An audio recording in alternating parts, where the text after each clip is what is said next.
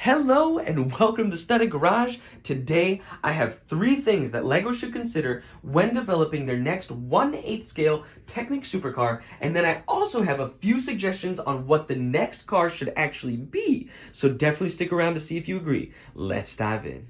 And real quick, before we get into today's video, I want to say yes, I'm making a 1/8 Technic supercar video, even though we just got the Ferrari Daytona Sp3 a month ago, because it is time for LEGO to now start choosing, then acquiring licenses, then developing and designing the next Technic supercar.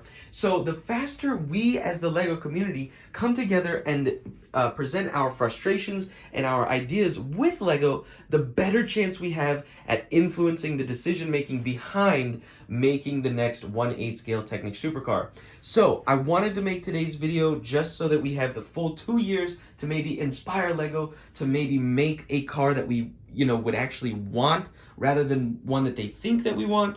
And then also, I would like to say, if you like today's video, definitely consider giving me a thumbs up. It helps a lot. And maybe consider subscribing. We have much more content just like this on the channel and much more planned coming to you. So with that, let's get into today's video. Alrighty, so first and foremost, for the next 1/8 scale LEGO Technic car, LEGO should focus on quality rather than quantity and emphasis of set prestige. So what I mean by that is take it back to the Porsche days. We had never seen anything like this Porsche before, so the expectations were none. We didn't have anything, and then boom, we've got a set that surpassed anything that LEGO had ever made before in quality and in just prestige. All out just chaos happened in the car world when this was first revealed. Even like car magazines and people were showing this car. It was funny. It was cool. It was like, holy crap, a new era has dawned with LEGO. And so in the beginning, this Porsche had 2,704 pieces and this box. We then moved up to the Bugatti Chiron, and that set had 3,599 pieces and this box. We then get the Lamborghini Cyan or Sion or whatever you want to call it, and that set had 3,696 pieces and this box. So as you can see, we've had huge increases in numbers, in pieces at least, from the Porsche to the Chiron, then 100 extra pieces about from the Chiron to the Cyan, and it was just a huge step up every way in prestige, from the quality of the sets to the boxes they were coming in. It was just all show and outshine for these sets. And then we got the Ferrari Daytona Sp3. This set had 3,778 pieces and this box. So there's an increase in piece count. There's the prestige of a high quality set with this box, yet we had the errors in this instruction book. And we also had a set that, in my opinion, besides the wheels, lacked character, in a sense. There was no luggage. There was no really huge difference in the features that we got from all the 3 before it. Besides maybe the removable top for the Daytona Sp3. But other than that, I think that all of the quality was sacrificed in LEGO pursuing A, outdoing themselves in a sense of increasing the piece count, and then B, outdoing themselves in increasing the prestige of the set without actually focusing on the quality of the set that they were going to provide. Yes, it's a beautiful set. Yes, it's a beautiful thing to look at and, interact with. But at the end of the day, was it that, personal? Was it that personable? I don't know. And that's because I think that something was lost in the pursuit of outdoing the last set rather than just continuing the quality of the sets. So with that, that brings me to my next point. So with that, let's move on.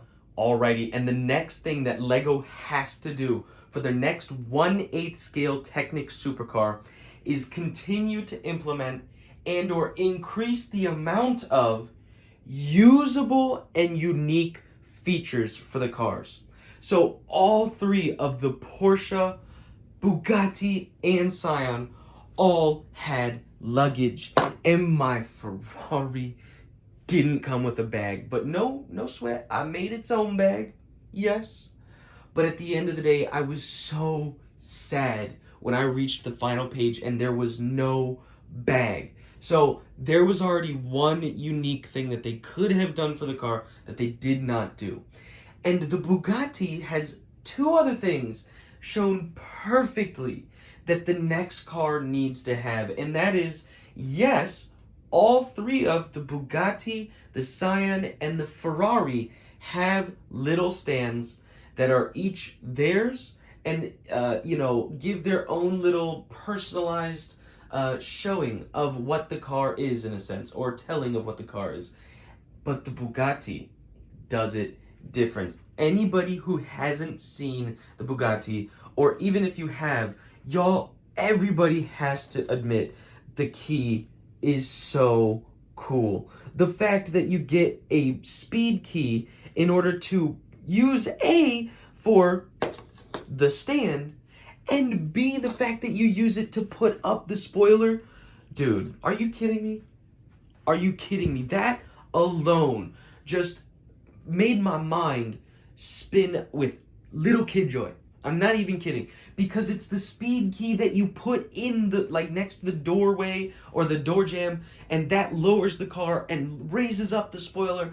And here it, I just threw it at the ground. And here it is in Lego form, and you can use it. You can use it is another thing. They didn't just stop at the key. I love that you can use it to put up the spoiler. And the fact that the Lamborghini was the first one to use the special doors is also a awesome feature. The fact that you can press down underneath there and raise the doors and keep them up was so clean. The fact that they implemented that was so cool. And when it comes to the Ferrari, you have to lift the engine bay, which for me sometimes doesn't even stay up. Then you have to press even stiffer mechanisms to get the doors to go up. So it just kind of felt as if we moved backwards in the functionability of the usable features. But with that brings me to my final thing that LEGO has to focus on when developing their next LEGO Technic 1/8 scale supercar. So with that, let's get to it. Alrighty, and the last thing that I believe that LEGO should do for their next 1/8 scale Technic supercar may be controversial to some, but I believe with all of my heart that LEGO should be okay with selling well done, small incremental changes and upgrades. And to better explain what I mean by that, let me throw up these three graphs. We've got left, middle, and right. The left graph, all these graphs are growth graphs, as you can see. And so we've got a growth graph to the left where it's just the longer the time, the same amount of progress. We've got the middle graph where it's a little bit of progress in the beginning and then a huge explosion of progress towards the end. Then we have the right graph where it's a huge amount of progress in the beginning, and then as you go on in time, it's only a little bit of gain in progress. I believe these cars identify with the right graph. We had the Porsche that was an amazing leap in bounds in quality and expectations from Legos. Then we had Bugatti with its spoiler and its key and all of the little details that they had inside the car. Then we got the Lamborghini, and all three times they were increasing piece count. And with the Lamborghini, we had the special doors, the spoiler, the hood that came off, the bag, the sign. every time it felt like they were reinventing the wheel, like that right graph. It's just this insane amount of progress every time in the beginning. But as time goes on, I think that Lego's gonna realize, unless they learn how to like manipulate, graphite or something and get even smaller pieces and better manipulation, I think that Lego's going to have a hard time reinventing the wheel every time they put one of these cars out. And so if they can learn that, I think that we can get some amazing sets that won't be overcomplicated or suffer from a lack of understanding within the company and such, and we'll get quality sets over the years that will amount to a beautiful collection of 1/8 scale Technic supercars. All Lego has to do is do it once. All they got to do is release a set with just one less piece than the Ferrari. And then they've done it. They released a set with less pieces, but if they nail the quality, they will protect the legacy and ensure the longevity of the lifespan of these cars. I don't want to see Lego become the meme of the iPhone where it's like, this is the greatest iPhone we've ever seen. And it's like the iPhone 24.2. So it's just like, Lego, chill. We love you, bro. You don't need to try harder and mess up and exhaust yourself. Just create quality, small increments if they have to be. But if they're quality every time and they're different and they're unique, bro, no one's going to stop buying these sets. I know I'll buy them until you stop. So with that, that's all I have to say about what Lego should do with the next 1/8 scale Technic supercar. But I also have a few cars that I believe Lego should use as the next 1/8 Technic scale supercar or 1/8 scale Technic supercar. So definitely stick around and see if you agree with these picks. So let's get to it. The last thing I want to do as a real quick rapid fire is name a few cars that I think would be excellent choices for the Technic 1/8 supercars. So with that, let me name a few, and that is first being the T50 by Gordon Murray. I think this car would be an amazing looking car, especially with that fan on the back of it. The next being the Koenigsegg Regera. I think this car would be a great addition to the 1/8 scales, especially with those beautiful wheels and such a unique company such as Koenigsegg. The next being the most unlikely of the bunch, but it's my wild card, and that is the Bugatti Bolide. Oh my goodness, even if they made another car like the McLaren F1 with those wheels, it's got the same wheels.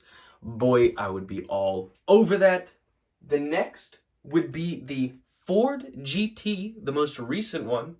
That would be an amazing addition, especially if they were concerned with using the same blue. They could do it in that Golf livery, or they could do it in the carbon and orange. That would be super clean. And then finally, my last suggestion, which would actually be the most likely of the bunch, would be a C8 Corvette.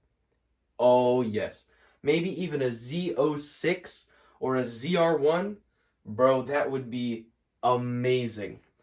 But with that, those are the cars that I think would fit neatly and nicely right into the 1/8 scale Lego Technic cars. If you liked today's video, please consider giving me a thumbs up. It helps so much. And definitely consider subscribing if you liked today's video. And with that, stay creative. Peace.